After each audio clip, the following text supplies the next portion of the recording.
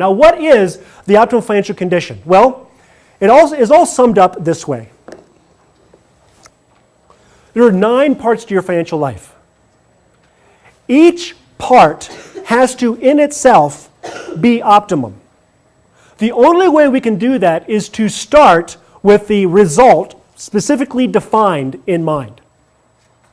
Once we define what that result is, then we can look back and see what holes we have in our path to get there. It's kind of like sitting on a brick wall. You ever try to build a house or try to build something on a house? You're sitting on a foundation. Let's say it's a brick foundation. So let's say you're sitting on a 4-foot foundation for a house. You're looking down and you say, there's a brick gone there. That brick's cracked. The mortar's gone there.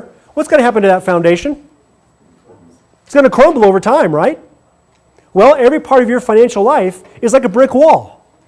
And every one of you in the room has some bricks here, you got some mortar here, you got some structure here, but it's not a solid foundation. And if it's not a solid foundation, we have a situation where we are in a dangerous condition. It's dangerous because sooner or later we're going to have cracks in the foundation and shifting and non-optimum results. So let's take a look at these 9 elements and see how they all work together. First of all, a written comprehensive financial plan. Your plan. Your plan. Not the default. Now your plan is summed up. We have a roadmap, which is the implementation of how to get this optimum financial condition that that everyone in the room has who's done this course has acquired. And in that financial plan, what we do is we go through and we fill in all the blank spots in your foundation. Get the mortar back in, replace the bricks out, put in new bricks, whatever the case may be, to create that solid wall. Knowledge and certainty in personal finance. Again, you're a non-financial professional. You should not have to go to school for a year or 2 years to learn this material. Well, let's just take a look. Let's take a quick inventory. How many of you were taught about personal finances in elementary school? Middle school? How many of you took home ec? What did you learn in home ec? How to cook, how to sew, how to make brownies? How many of you were taught about how to balance a checkbook? Yeah, a couple of you. Okay, that's before they deleted it, right? Okay, because what is economics is the management of a household. What's one of the main things you need to manage in a household? It's finances, right? So understand that your financial education has been deleted. I want you to get that. It's not like just because it's been overlooked. It's been deleted. Did you learn about it in high school? College. Grad school. I went to school for finance and economics, and I didn't learn anything about how to manage a household or how to handle my own personal finances. I'd say the CFP curriculum, they don't teach you that there either. Some of it. Some of the technical stuff, but not the basics. So you see, how in the world can we possibly act competently if we've never been trained on the fundamentals of the subject? If I were to ask any of you right out of college, go start your own clinic. This is before you even learn how to do like a veterinarian. Let's say you're right now beginning vet school. And they say, okay, we're going to go out and we're going to neuter a dog. How do you think that's going to go? Not so well, huh? Not so well. Well, then is it any wonder why when we try to make decisions regarding our financial futures, sometimes it just doesn't go so well? Now you see, here's one thing I want to tell you. This comes from an author named Barry James Dyke, very smart guy. And he made this comment. He said, if you're not paying for your financial advice, the advertiser is. That's something to think about.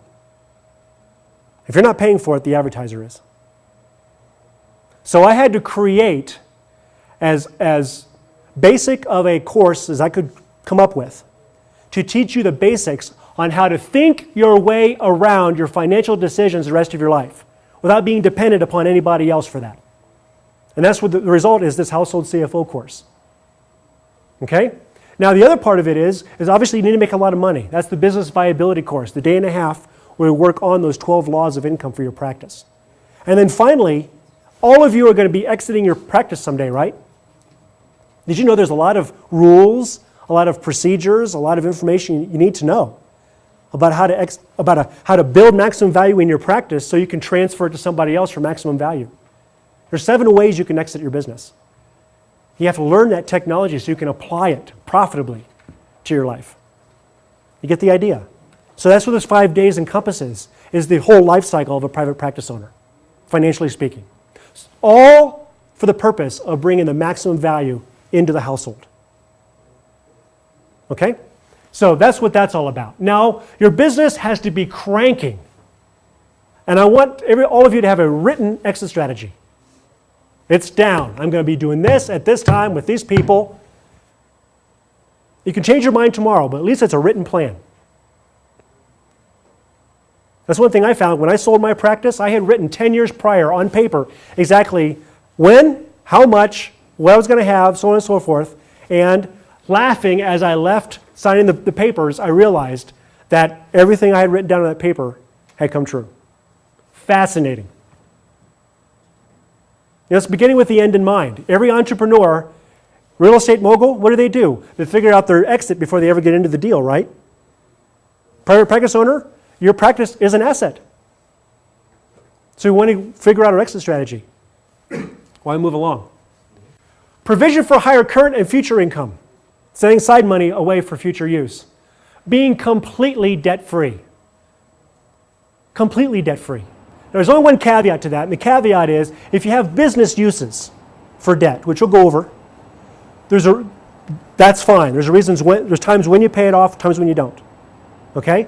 But all consumer debt should be debt-free. Your house should be paid off. I don't care what anybody's telling you. It's not a business asset. It's a personal asset, and it's expensive. It's expensive. So pay it off. Okay? Have a complete and orderly estate plan. Why? Because something's going to happen to you someday. And you want those people you love to be able to handle your affairs without all the upset and confusion and cost that accompanies that. You want your taxes to be minimized every year as best you can as you grow your wealth. Practically all assets are protected from loss. You should be able to structure your affairs so that you know with a high degree of certainty that no matter what happens, you got the basics covered. And I think that's what we mean by peace of mind. How many of you like peace of mind? Yeah. Pretty nice commodity, isn't it? And a stable investment experience. I've already talked about that. Do you see how this is optimum? All of these 9 elements must be in each of them approaching their ideal. Once that's in, then we continue to review it on an annual basis to keep moving to higher states. Now, here's another issue.